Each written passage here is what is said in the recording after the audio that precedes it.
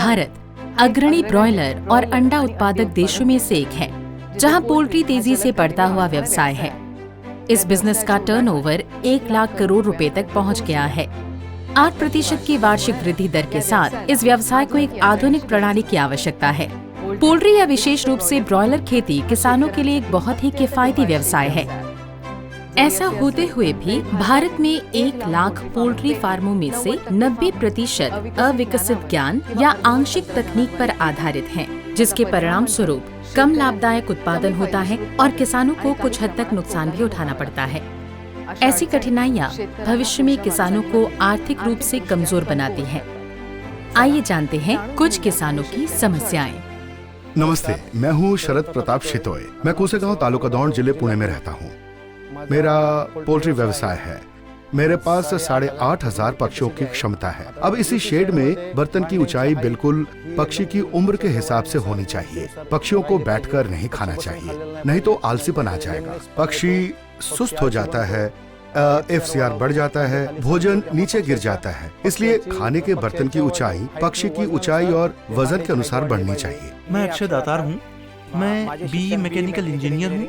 मैं पिछले 2 साल से EC फार्म चला रहा हूँ। मैं एक 14,000 का और एक 16,000 का फार्म नगर जिले में चलाता हूँ। सेमी EC में जब नया फ्लाक आता है तो पहले दिन से पक्षी आपके द्वारा लगाए गए उपकरण में नहीं खा पाते हैं। अगर खाने की कोशिश भी करें तो पक्षी जाकर उन बर्तनों में बैठ जाते हैं। न खाने पे चूजों का वजन ठीक से नहीं बढ़ता।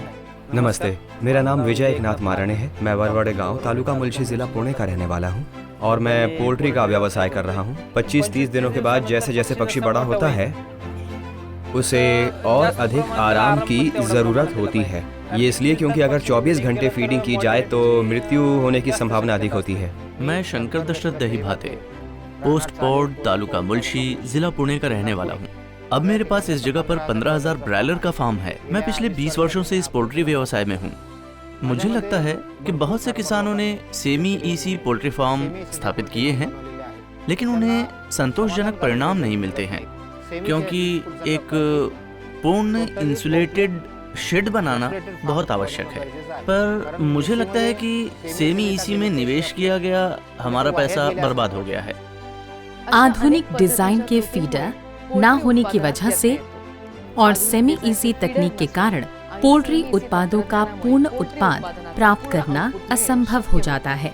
इसके समाधान के तौर पर फुली ऑटोमेटेड, योग्य रूप से इंसुलेटेड और वेंटिलेटेड पोल्ट्री फार्म विकसित करने पर जोर देना जरूरी है। इसे सचेत रूप से सुनिश्चित करके ब्रॉयलर उद्योग से अधिकतम लाभ प्राप्त किया जा सकता है।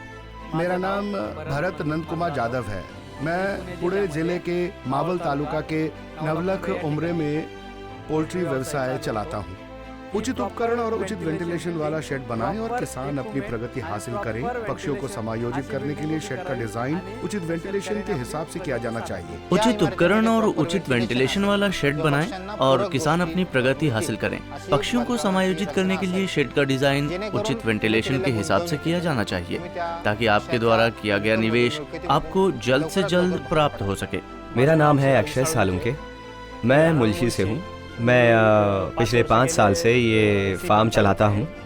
दोस्तों, इस व्यवसाय में पैसा बहुत है, लेकिन हमारी कुछ गलतियाँ मुनाफा कम कर देती हैं। भविष्य में जब शेड निर्माण करूँगा तो एक उचित इंसुलेटेड शेड निर्माण करूँगा और उचित उपकरण लूँगा। इतनी बड़ी संख्या में काफी काम करना पड़ता है, क्योंकि सेमी EC में ज्यादा रिटर्न नहीं मिलता है। मेरा एक ही अनुरोध है कि वे फुल क्लोज सिस्टम यानी पूरी तरह से ऑटोमेटिक में जाएं। नई प्रणाली में आप देख सकते हैं कि तापमान कितना है, फीड खपत कितना होता है, कितना पानी खपत होता है। आप इसका पूर्ण विवरण देख सकते हैं। पोल्ट्री व्यवसाय में अच्छी गुणवत्ता वाले नियंत्रक का उपयोग किया जाना चाहिए, ताकि उस मेमोरी में 30 से 35 दिन का पूरा डेटा जरूर हो, ताकि कंट्रोलर पूरी तरह से पक्षी के वजन और उम्र के हिसाब से काम करे। क्या लोगों के मन में कोई नई अवधारणा है जो पूरी तरह क्लोज व्यवस्था करने के बाद परिणाम प्राप्त करेगी? क्या FCR ठीक से फिट होगा? क्या कोई परिणाम होगा? इसलिए लोगों की बात सुने बिना मैं अपने नगर जिले में एक शेड का निर्माण कर रहा हूँ। इस तरह हमने देखा है कि किसान कैसे बदलाव ला सकते हैं।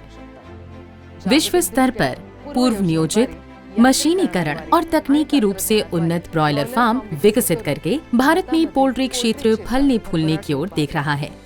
गार्टेक भारत में एक प्रमुख कंपनी है जो पुणे के पास एक सेटअप के साथ एक मॉडल ब्रॉयलर फार्म कैसा होना चाहिए इसका एक उदाहरण स्थापित किया है।